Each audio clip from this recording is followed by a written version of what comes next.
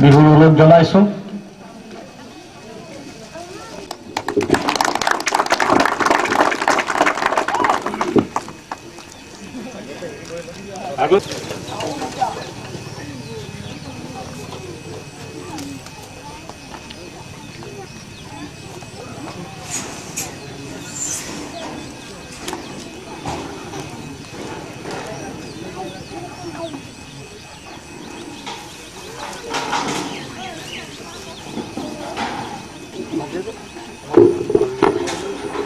স্মৃতি তৰ্পত দেৱদত্তৰ আভাত চমুকে দুখাৰ ক'বৰ কাৰণে সমিতিৰ তৰফৰ পৰা অনুৰোধ জনোৱা হ'ল।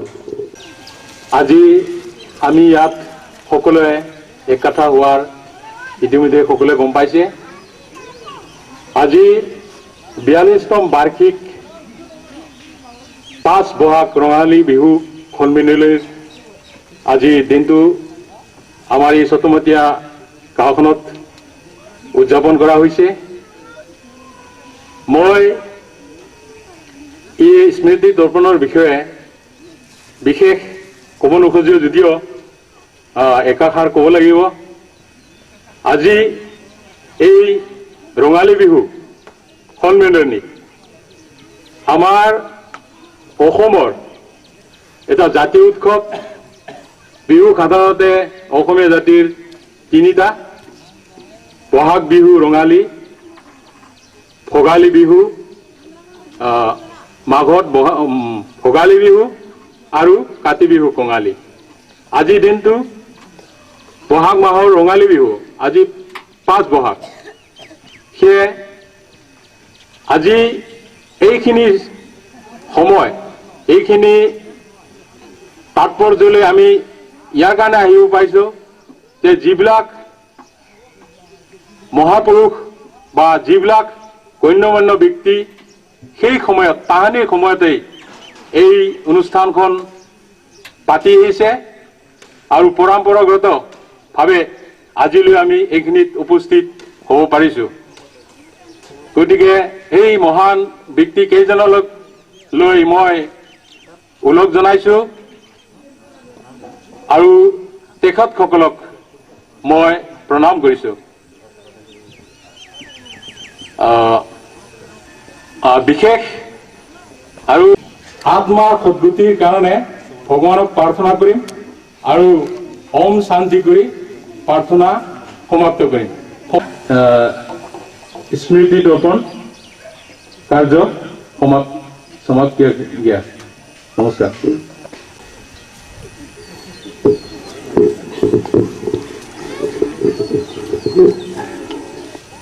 চতমতীয়াৰ 42তম ৰঙালী বিহু সন্মিলনীৰ আজি 5 বহাগ একটা ৰঙালী বিহু উৎসৱ উদযাপন কৰি আহিছে আৰু এই সমগ্ৰ অসমবাসীয়ে উপলব্ধি কৰা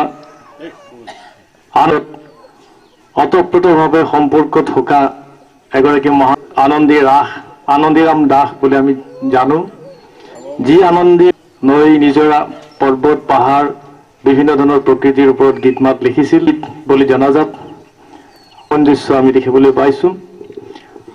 আৰু ঠিক তেনেকুৱা এটা সন্ধি চতমাতীয়াত অনুষ্ঠিত হৈছিল ৰঙালী বিহুৰ।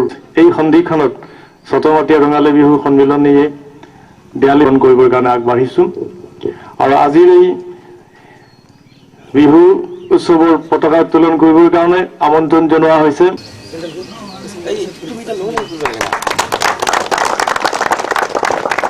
আমার সম্বর্ধনা থেকে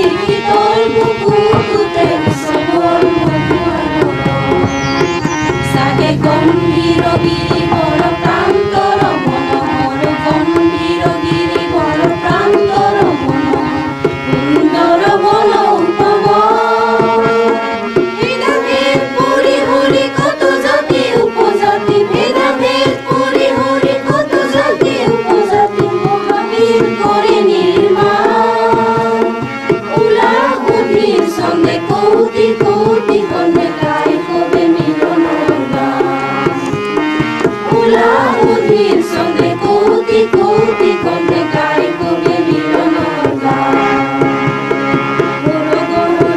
ভরা রূপে রঙে রঙে ভরা ভরা রূপে রঙে রঙে ভরা উজ্জ্বল যত প্রাণময় সৃষ্টির পূর্বাসে প্রীতির পতাকা উড়ে সৃষ্টির পূর্বাসে প্রীতির পতাকা উড়ে নতুন লইয়া বাহন শ্রীময় কবির শীতল মুকুটে উৎসবর মধুমালন শ্রীময় কবির শীতল মুকুটে উৎসবর মধুমালন শ্রীময় কবির শীতল মুকুটে উৎসবর মধুমালন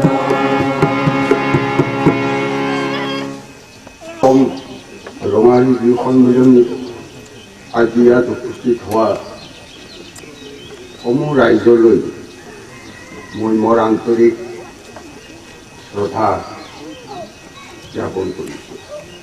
আজি এই মহান দিনত অসমৰ ভিতৰত অসমত সকলোতকৈ বেছি আদৰৰ উৎসৱ হ'ল আমাৰ এই ৰঙালী বিহু। কাৰণ ৰঙালী বিহু জাতি ধৰ্ম নিৰ্বিশেষে সকলো মানুহে এই বিহু পালন কৰি আহিছে আৰু এইটো পালন হৈ থাকিব। বিহু কেতিয়াও নমৰে। মই আশা ৰাখিছোঁ আমাৰ এই বিহু উদ্যোগী সভাপতি যিবিলাক সদস্য আছে তেখেতসকল আৰু ইয়াতকৈ আগলৈ যাতে আৰু সুন্দৰভাৱে শৃংখলাবদ্ধভাৱে বিহু পালন কৰিবলৈ পায় তাৰ কাৰণে আমি তেওঁলোকৰ চেষ্টা অনুৰোধ থাকে। বিহুৰ বিষয়ত তাৎপৰ্য ব্যাখ্যা কৰাৰ মোৰ শক্তি নাই, সাধ্য নাই, তথাপিতো অনুভৱহে কৰিব পাৰোঁ, প্ৰকাশ কৰিব নোৱাৰোঁ। বহু পণ্ডিতসকলো ইয়াত আচলতে সঠিকভাৱে ৰূপায়িত কৰিব পৰা নাই। গতিকে আমি যিখিনি উপলব্ধি কৰিছোঁ আজিৰ দিনটোত মানে সমস্ত বহাগ মাহটোৱে চতৰ সংক্ৰান্তিৰ পৰা আৰম্ভ কৰি আমাৰ গৰু বিহু হয়, মানুহ বিহু হয়। 6 তাৰিখে আজি গৈ দিয়ে আমাৰ 5 তাৰিখত সপ্তমতীয়া নতুনকৈ গঠিত উন্নয়ন কমিটিৰ দ্বাৰা যিটো আমাৰ যি ৰঙালী বিহু উৎসৱ পালন কৰাৰ কাৰণে উদযাপন কৰিছে তেখেতসকলৰ প্ৰতি মোৰ আন্তৰিক শ্ৰদ্ধা থাকে। যিয়ে নহওক ইয়াৰ আগতে আমাৰ যি তৰ্পণ হৈ গ'ল, এই তৰ্পণত আমাৰ তৰ্পণ মহোদয় কৈছে হয় তেখেতসকল আদৰ্শত আমি আমাৰ আজি গৌৰৱেৰে ক'ব পাৰিছোঁ যে 42তম ৰঙালী বিহু উৎসৱ পালন কৰিব পাৰিছোঁ। বিশেষ নকওঁ আজি মই মোৰ জ্যেষ্ঠজনসকলক মোৰ আন্তৰিক শ্ৰদ্ধা জনাইছোঁ আৰু যিসকল আমাৰ কণ ল'ৰা ছোৱালী তেখেতৰ প্ৰতি মোৰ মৰম ৰাখিছোঁ। আজি এই বিহুৰ লগতে নতুন বৰ্ষৰ যিটো এটা মহান দিন, যিটো এটা আমাৰ মনৰ পৰা যাতে ভাতৃত্ববোধ থাকে, আমাৰ মনৰ পৰা পবিত্ৰতাৰ পৰা আঁতৰ হৈ যাতে আমি নতুনভাৱে আমাৰ যোৱা বছৰ যিবিলাক প্ৰক্ৰিয়া ভাবি চিন্তা যি সফলতা বিফলতাবিলাক উপলব্ধি কৰি কি ধৰণৰ পৰা আমি আগবাঢ়িব পাৰোঁ, এতিয়া মহান সংকল্প লৈ আজি আমাৰ এই পতাকাটো উচ্চ পতাকাৰ তলত আমি দৃঢ় সংকল্প ল'ব লাগিব। আমি যাতে আমি ভৱিষ্যতত নিজৰ লগতে দেশৰ অঞ্চলৰ গৌৰৱটো হেৰাব পাৰোঁ। গতিকে মই বিশেষ নকওঁ, মোৰ আজি এই বিহুৰ জৰিয়তে বিহুৰ লগতে নতুন বৰ্ষৰ সকলো ৰাইজলৈ মৰম শ্ৰদ্ধা জনাই মই সকলো ক্ষেত্ৰতে সকলো দিশতে যাতে আমি উন্নতি কৰিব পাৰোঁ। প্ৰথমতে আমাৰ শান্তি লাগে, তাৰপিছত প্ৰগতি, তাৰপিছত আমাৰ সমন্বয়। শান্তি প্ৰগতি সমন্বয় অবিহনে মানৱ জাতি বিফল। গতিকে one piece progression to spy, এই কথাটো যাতে আমাৰ সদায় থাকে। শান্তি প্ৰগতি আৰু সমন্বয়, এই সমন্বয়ৰ ওপৰত ভিত্তি হৈ আমি ভাতৃত্ববোধ এনাৰ্জি আৰু ওপৰত প্ৰত্যাহ হয় আগলৈ এইটো অনুৰোধ জনাই বৰসমূহ বস্তুৰ উন্নতি কাম কৰিছে। মাননীয় শ্ৰীযুত হিতেশ ৰাভাদেৱলৈ এই সন্মিলনীৰ তৰফৰ পৰা অশেষ শ্ৰদ্ধা আৰু ধন্যবাদ জ্ঞাপন কৰা হয়। আৰু আজিৰ ৰাতিপুৱাৰ কাৰ্যসূচী আমি ইমানতে সামৰিছোঁ আৰু আশা কৰোঁ আমাৰ পৰৱৰ্তী কাৰ্যসূচীসমূহত ছটমাটিয়াবাসী ৰাইজ আৰু বিহু সন্মিলনৰ প্ৰতিজন সদস্যই উপস্থিত থাকি আমাৰ কাৰ্যসূচী ৰূপায়ণত সহায় সহযোগিতা আগবঢ়ায় তাৰ কাৰণে বিহু সমিতিৰ তৰফৰ পৰা আমি অনুৰোধ জনাইছোঁ আৰু বৰ্তমানৰ ৰাতিপুৱাৰ কাৰ্যসূচী আমি ইমানতে সামৰিছোঁ। ছটমাটিয়া ৰঙালী বিহুৰ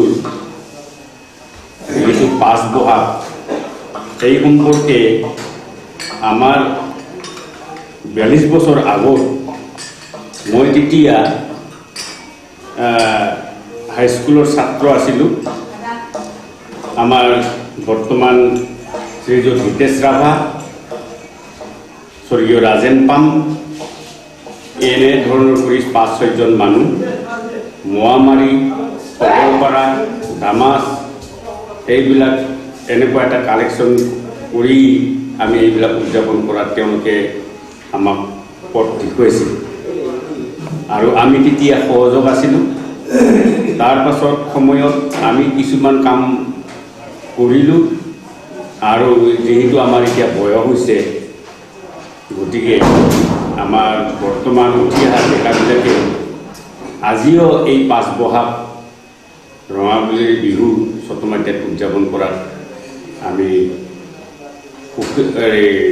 অত্যন্ত আনন্দিত আৰু সুখী। ৰঙালী বিহু উদযাপনৰ সম্পৰ্কে অভিযোগ কৰিছোঁ যে আজি 25 বছৰ আগত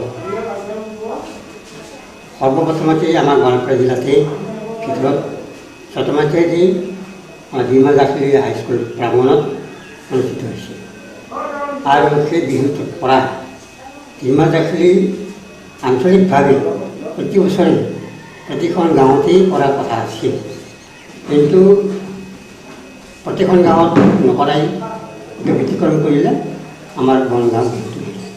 যিয়ে নহওক তাৰপিছতেই এই ছটমাটিয়া আমাৰ বিহুতলীত সুকীয়াকৈ ছটমাটিয়া ৰঙালী বিহু উৎসৱ হিচাপে উদযাপন কৰি থকা হৈছে আৰু তেতিয়াৰে পৰা ধাৰাবাহিকভাৱে একাধিক্ৰমে চলি ইয়াত 42 বছৰ পৰিছে। মই অত্যন্ত সুখী যে আজি চামে এই ৰঙালী বিহুটো উদযাপন কৰিবৰ কাৰণে আৰু উন্নতভাৱে কৰিবৰ কাৰণে যে প্ৰচেষ্টা চলাই আছে বা হাতত ব্যৱস্থা হাতত লৈছে তাতে মই অত্যন্ত সুখী হৈছোঁ। আমি আশা কৰোঁ আৰু পৰৱৰ্তী বিহু উৎসৱ এইবিলাকতো আমি এইভাৱে ছটমাটিয়াৰ ডেকা গাভৰুসকলৰ সহযোগিতা তথা ৰাইজৰ সহযোগিতা পাম বুলি মই দৃঢ় বিশ্বাস। বিহুখনৰ বিষয়ে মই কোনো অভিজ্ঞতা নাই, কাৰণ মই ছাত্ৰ অৱস্থাৰ পৰা বাহিৰত থাকিলোঁ। এতিয়াহে মই গাঁৱৰ বাহিৰত আছোঁ, গতিকে বিহুৰ বিষয়েও বা গাঁৱৰ বিষয়েও বৰ বিশেষ মোৰ অভিজ্ঞতা নাই। এই বিহুটো ডিমাজাখলিৰ অন্তৰ্গতহে আছিলে আৰু ৰটেশ্যন পদ্ধতিত আছিলে। ডিমাজাখলি অঞ্চলত যিমানবোৰ গাঁও আছে এই বছৰ এইটো গাঁৱত, এই বছৰ সিটো গাঁৱত এনেকৈ ৰটেশ্যন পদ্ধতিত আছিলে। তেতিয়া আছিলে আমাৰ স্বৰ্গীয় ৰাজেন পাণ্ডা, তেখেতে উদ্যোক্তাত মই একেৰাহে খেল ধেমালি প্ৰতিযোগিতা বিভাগত 3 বছৰ ধৰি কাৰ্য সম্পাদক কাম চলাইছিল। আচ্ছা, গৈ দুটামান বছৰ তেনেকৈ ৰটেশ্যন হোৱাৰ পিছত বনগাঁও নামৰ গাঁও এখনত সেই পিছত পাতা হ'ল। তেওঁলোকে ইমান ভাল পালে যে তাৰ পৰা উঠাই আমি নিদিয়ে আৰু কাম আমাক পাতিয়ে থাকিব। আমি সেই সূত্ৰে গৈ আমাৰ ছটমাটিয়া নিজাকৈ 5 বহাগত, বনগাঁৱত 7 বহাগত হয়, 5 বহাগত আমাৰ ইয়াত হয়। গতিকে আচল কথা হ'ল প্ৰথমতে এইটো গোটেই অঞ্চল গোটেই ৰটেশ্যন পদ্ধতিহে আছিল। তেতিয়া যিয়ে নহওক আমি প্ৰত্যেক বছৰে এইটো দিনত আমাৰ ল'ৰা ছোৱালীসকলে পাতি আহিছে, ডেকাসকলে আমি সহযোগ দিছিলোঁ কাৰণ আন্তৰিকতাৰে কৰি আছোঁ। কিন্তু মূল কথা হ'ল আৰ্থিক দিশৰ কাৰণে আমি যিমান ডাঙৰকৈ পাতিব লাগিছিল সেইধৰণে পাতি কৰা নাই। তথাপিতো এই বছৰ কিছু যত্ন কৰা হৈছে উন্নত কৰাৰ কাৰণে আমাৰ ডেকাসকলৰ লগত। গতিকে আগলৈ মোৰ সমস্যা থাকিল যাতে আগলৈ আমি আৰু উন্নত ধৰণে কৰিব পাৰোঁ এইখিনি।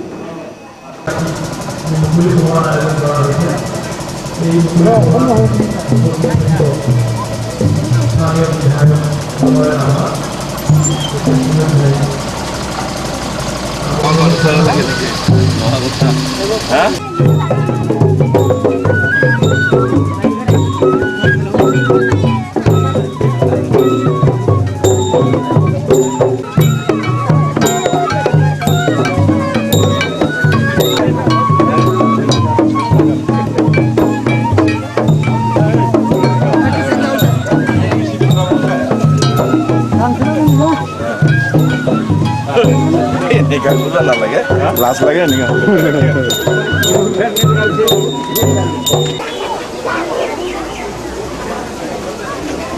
জনাইছোঁ বিহু সমিতিৰ তৰফৰ পৰা আজিৰ এইখন সভা ছটমতীয়া ৰঙালী বিহুৰ 42তম দিন।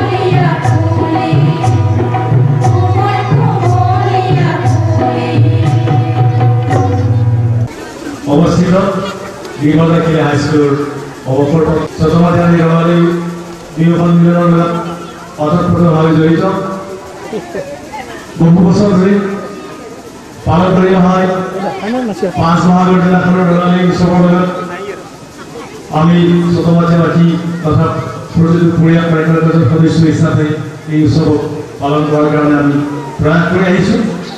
গতিকে আমাৰ মাজত আমি পাঠক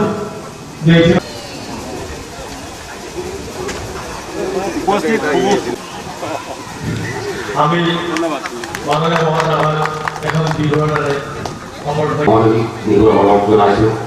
লগতে বৰ্তমানে উন্নয়ন কমিটিসমূহ সদস্যলৈ বিনম্ৰভাৱে মই বহাগৰ অলপ জনাইছোঁ। আজি স্বৰ্গমতীয়া ৰঙালী বিহুৰ 42তম 5 বহাগ সন্মিলনী অনুষ্ঠান।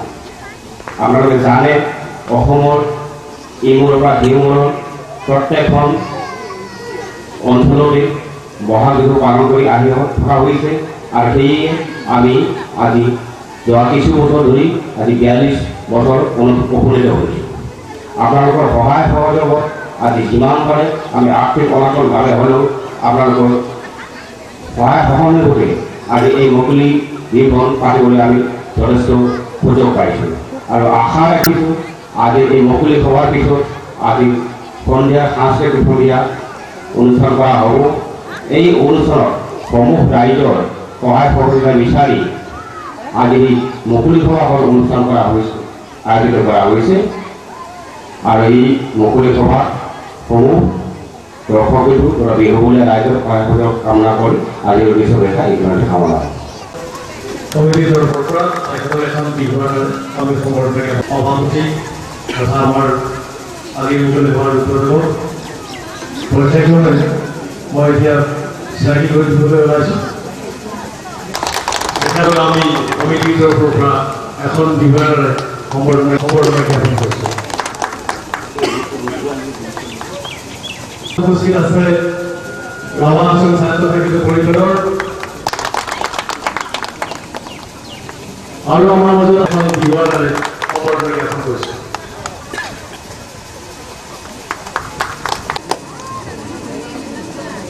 আমাৰ মঞ্চত উপস্থিত আছে আৰু আজি ছজমাধিৰ 5 বহাগ ঠিক আমাৰ মাজত সমৰ্পণ জ্ঞাপন কৰিব বিচাৰিছোঁ। আমাৰ মাজত উপস্থিত আছে সমিতিৰ তৰফৰ পৰা সমৰ্পণ জ্ঞাপন কৰিব বিচাৰিছোঁ।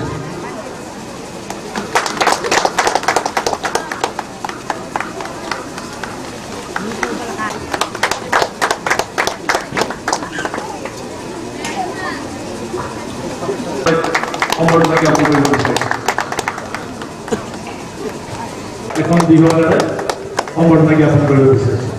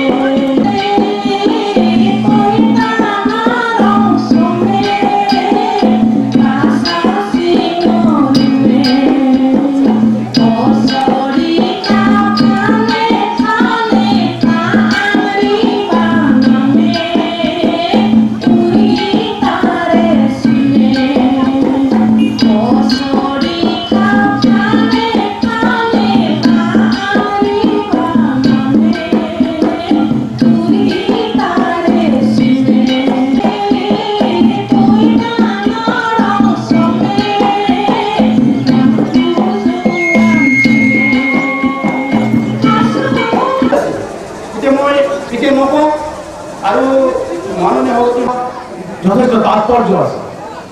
আজি আপোনালোকে নিশ্চয় দেখা পাইছে, আপোনালোকৰ ঘৰতে হওক, আপোনালোকৰ পদূলিতে হওক, আজি বিভিন্ন গছত নতুন পাত গজিছে। সেই বিহুৰ বতৰতে আৰু এই বিহুৰ সময়তে কিয় এই পাত গজিলে, আৰু এই বিহুত আজি যে বিভিন্ন গছত নতুন পাত দেখা গ'ল, ঠিক তেনেকৈ আমাৰ অসমীয়া জাতিটোৰ এই বিহু উৎসৱটিৰ লগত সামঞ্জস্য আছে এই পাত মেলাৰ, এই নতুনকৈ পাত অহা। যেনেকৈ নতুনকৈ পাত আহিছে গছত, ঠিক তেনেকৈ এই বিহু উদযাপন কৰি বিভিন্ন ঠাইত বিভিন্ন অঞ্চলত মানুহৰ মাজত এক মৰম, এক শ্ৰেণী গঢ়ি উঠাৰ কিন্তু উদ্দেশ্য, এই উদ্দেশ্য আগত ৰাখিয়েই আমি বৃহত্তৰ অসমীয়া জাতিটোৱে এই বিহু উৎসৱটিক নিজৰ এটি উৎসৱ ৰূপে পৰিগণিত কৰিছে আমাৰ বয়োবৃদ্ধসকলে। ঠিক তাৰে দৃষ্টিস্বৰূপে আজি এই ছোটমাটিয়াতো আপোনালোকৰ ইয়াত আপোনালোকে বিহু উদযাপন কৰিবলৈ ওলাইছে।